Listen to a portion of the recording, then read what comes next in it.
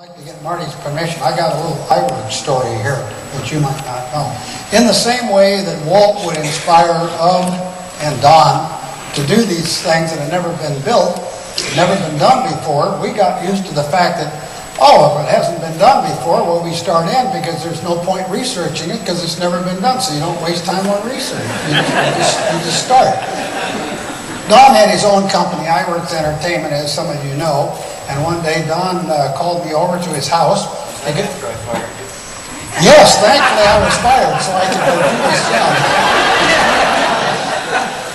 Don had a little health problem where he couldn't go in the office, and he called me and says, I need a 9-camera rig like my dad built at the studio for Circarama, but nobody could quite remember exactly how the camera was built.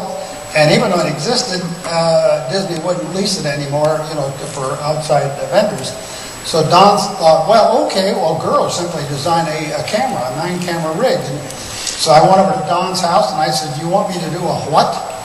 And he just took it just like Walt. He said, well, the camera goes here and the mirror goes there, and then whatever you do on your computer, just multiply it 9 times and then you're all done. That's all there is to it. And as soon as I started explaining, I don't know about optic paths, I don't know all that stuff, and he did exactly the same as Walt did. He said, well, Bob, it's time you go home and figure it out. And that's why Walt did that with everybody.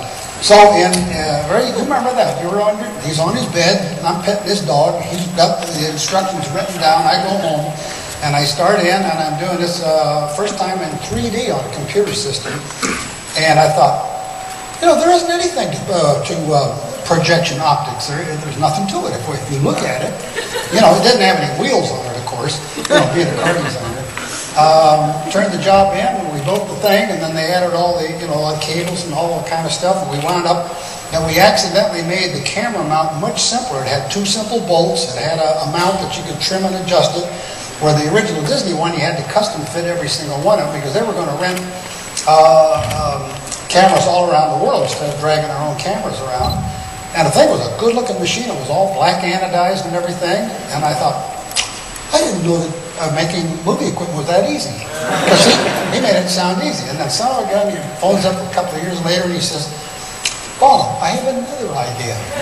And he says, let's do a projector that will be the quality of 70mm film, and it'll be inexpensive, much like a Mitsubishi 3-gun projector.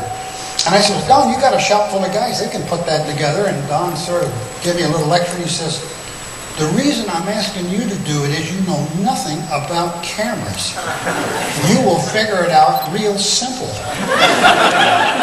Sure enough, I'd go down to the shop and I'd look at camera equipment, Mitchell equipment, going back years and years and years, and it suddenly dawned on me, a lot of people do the things in the same way because nobody ever stopped them and said, just a minute, isn't there an easier way to do it?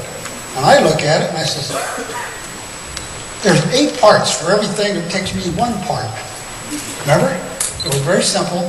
And then I would sit there on my computer on a Sunday morning and get almost all of it figured out, you know, and do all this box with all this stuff going every which way. And it was the dumbest looking thing you ever saw, but it was simple.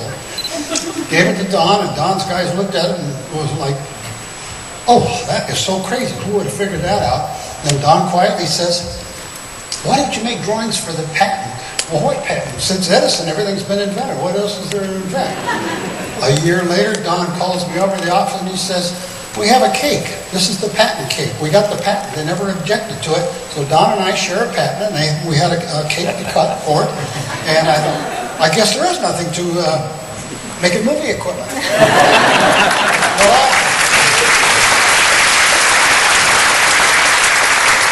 But the lesson learned was that if somebody asks you a question or gives you something to do and you've never done it, you actually are ahead of everybody else because you're not constrained by that path of thinking.